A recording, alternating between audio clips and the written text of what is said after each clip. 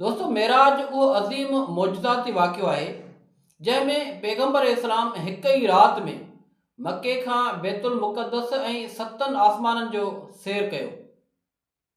सतनि आसमाननि खां बि मथे जो सैर कयो। ख़ुदा अल्लाह ताला सां मुलाक़ात कई, जन्नत जो, दोज़ख जो ऐं फ़रिश्तनि जो नज़ारो कयो। दोस्तों ही सफ़र असल में इसरा यानी ज़मीनी सफ़र ऐं मेराज यानी आसमाननि जो सफ़र ते यानी ॿिनि हिसनि ते मुश्तमिल आहे। पैगंबर इस्लाम उन राति मके में काबा जे वेझो आराम फरमा हुया। जिब्राईल अलैहिस्सलाम जी सवारीअ में जंहिंजो नालो बुराक हुयो, जेको खच्चर खां थोरो नंढो हुयो ऐं सफ़ेद रंग जो जानवर हुयो, जंहिंजी स्पीड उहा हुई जो जेसी ताईं बि उनजी नज़र पे पहुची ओसी ताईं हुनजो हिकु हिकु कदम हुयो। सफ़र जे दौरान पाण मदीने शरीफ़ में उते पहुता जिते अॻिते हली पाण हिजरत करे विया हुआ। उन खां पोइ तूर सीना जबल ते लथा, उते ब्रेक कयो जिते हज़रत मूसा अलैहिस्सलाम अल्लाह ताला सां कलाम कंदा हुआ।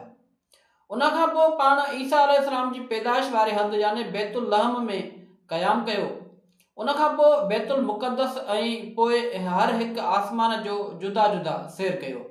हर एक आसमान ते जुदा जुदा पैगंबर नबीअ सां मुलाक़ात कई, जिन में हज़रत आदम अलैहिस्सलाम, यहया अलैहिस्सलाम, यूसुफ अलैहिस्सलाम, इद्रीस अलैहिस्सलाम, हारून अलैहिस्सलाम, मूसा अलैहिस्सलाम ऐं इब्राहिम अलैहिस्सलाम शामिल आहिनि। दोस्तों पैगंबर इस्लाम खुदा सां नूरानी पर्दे में मुलाक़ात कई। मुलाक़ात में निमाज़ 50 वक़्तनि मां 5 वक़्त मुक़ररु कई वई। मतिलबु पैगंबर इस्लाम हज़रत मुहम्मद सल्लल्लाहु अलैहि वसल्लम जे तरफ़ां असां उम्मतनि जे लाइ, उनजी उम्मत जे लाइ इहो हिकिड़ो ख़ासि पैकेज आहे जो जेका 50 वक़्त मुक़ररु थियणी हुई या मुक़ररु हुई पहिरियां, उहा इंतिहाई रिआयत ॾिनी वई ऐं सिर्फ़ु 5 वक़्त मुक़ररु थी। पाण पैगंबर इस्लाम जन अल्लाह ताला खां उम्मत जी बख़्शिश जे लाइ दुआ तलब कई ऐं नेकोकारनि जे लाइ जन्नत इनाम हासिल कयो ऐं बदकारनि जे लाइ अल्लाह ताला जे तरफ़ां दोज़ख अंजाम मुक़ररु कयो वियो। पैगंबर इस्लाम उते जन्नत, दोज़ख, फ़रिश्तनि ऐं बैतुल मामूर जो नज़ारो कयो।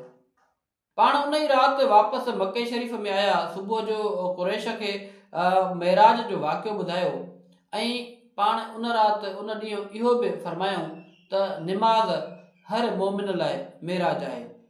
दोस्तों अल्लाह ताला असां सभिनी खे पैगंबर इस्लाम हज़रत मुहम्मद सल्लल्लाहु अलैहि वसल्लम जी मुहबत ऐं अक़ीदत नसीब अता फरमाए।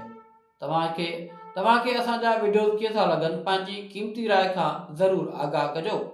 असांजे यूट्यूब चैनल खे सब्सक्राइब कयो, फेसबुक पेज खे लाइक कयो ऐं वीडियो खे शेयर कंदा।